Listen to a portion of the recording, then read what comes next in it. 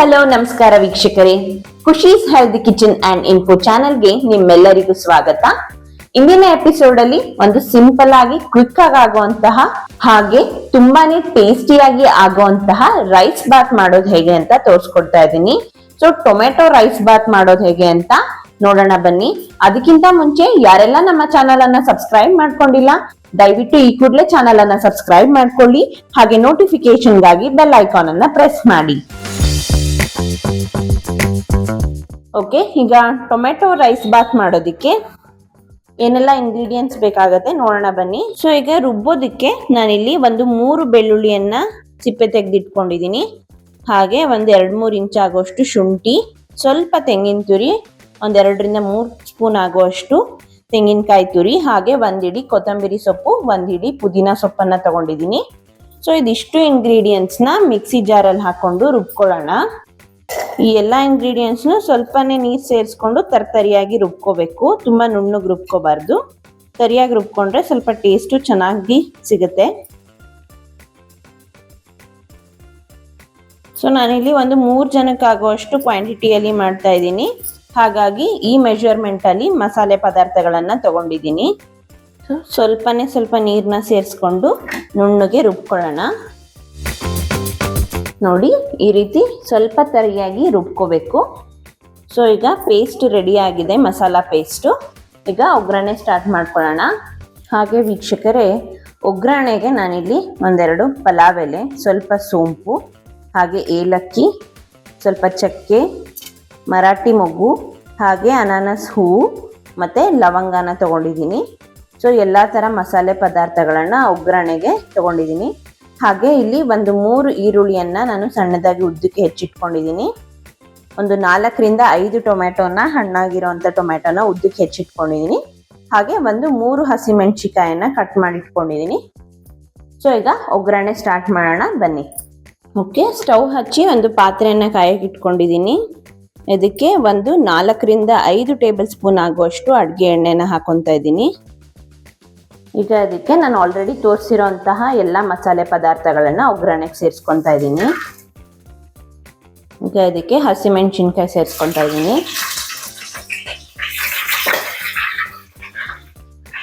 ಹಾಗೆ ಈರುಳ್ಳಿಯನ್ನು ಹಾಕೊಳ್ತಾ ಇದ್ದೀನಿ. ಸೊ ಈರುಳ್ಳಿನ ಸ್ವಲ್ಪ ಬ್ರೌನ್ ಬರೋ ತನಕ ಚೆನ್ನಾಗಿ ಫ್ರೈ ಮಾಡ್ಕೊಳ್ಳೋಣ.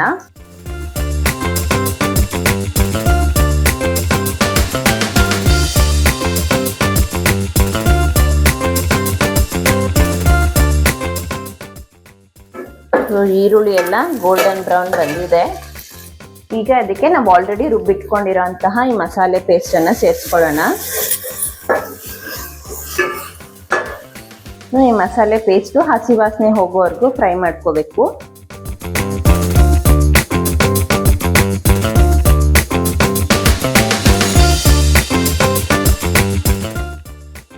ಬೇಕಿದ್ದಲ್ಲಿ ಇದಕ್ಕೆ ಅವರೆಕಾಳು ಅಥವಾ ಹಸಿ ಬಟಾಣಿ ಅಥವಾ ಒಣಗಿರೋ ಬಟಾಣಿನ ನೆನೆಸಿ ಕೂಡ ಸೇರಿಸ್ಕೋಬಹುದು. ತುಂಬಾನೇ ಚೆನ್ನಾಗಿರುತ್ತೆ.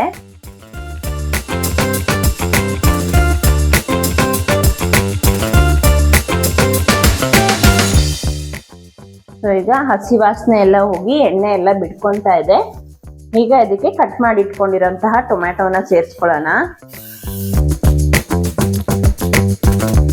ಸೊ ಟೊಮ್ಯಾಟೋನು ಅಷ್ಟೇ 1-2 ನಿಮಿಷ ಫ್ರೈ ಮಾಡಿದ್ರೆ ಸಾಕು.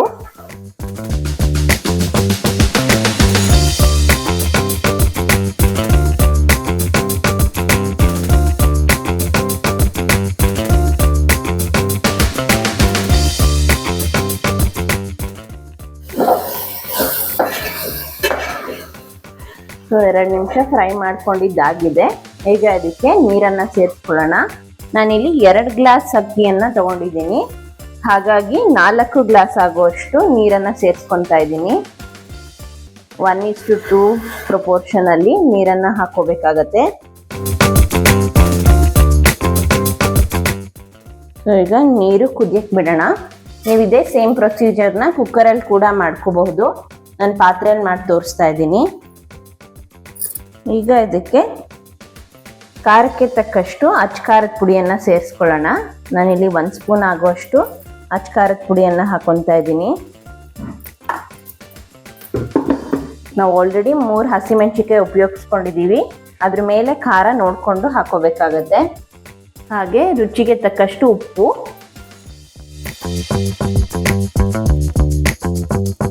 ನೀರು ಕುದಿಯಕ್ಕೆ ಸ್ಟಾರ್ಟ್ ಆಗಿದೆ. ಈಗ ತೊಳೆದಿಟ್ಕೊಂಡಿರೋಂತಹ 2 ಗ್ಲಾಸ್ ಅಕ್ಕಿ ತಗೊಂಡಿದ್ದೀನಿ. ಈ ಅಕ್ಕಿನ ಸೇರಿಸ್ಕೊತಾ ಇದ್ದೀನಿ.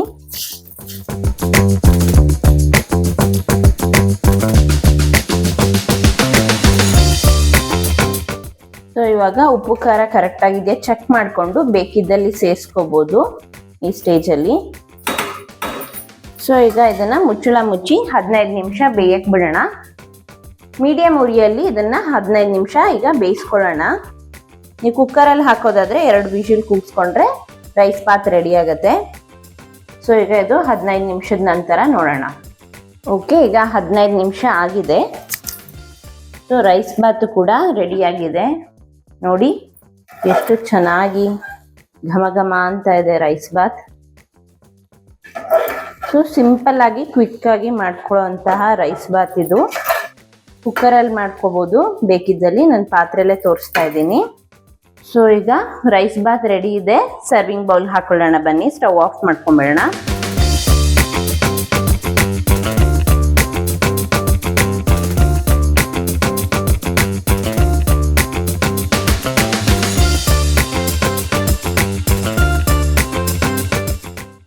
ಇದೇ ರೀತಿ ಮತ್ತಷ್ಟು ಹೆಲ್ದಿ ಫುಡ್ ಹಾಗೂ ಹೆಲ್ದಿ ಇನ್ಫಾರ್ಮೇಶನ್ಗಾಗಿ ನಮ್ಮ ಚಾನೆಲ್ ಅನ್ನ ತಪ್ಪದೆ ಈ ಕೂಡಲೇ ಸಬ್ಸ್ಕ್ರೈಬ್ ಮಾಡಿ.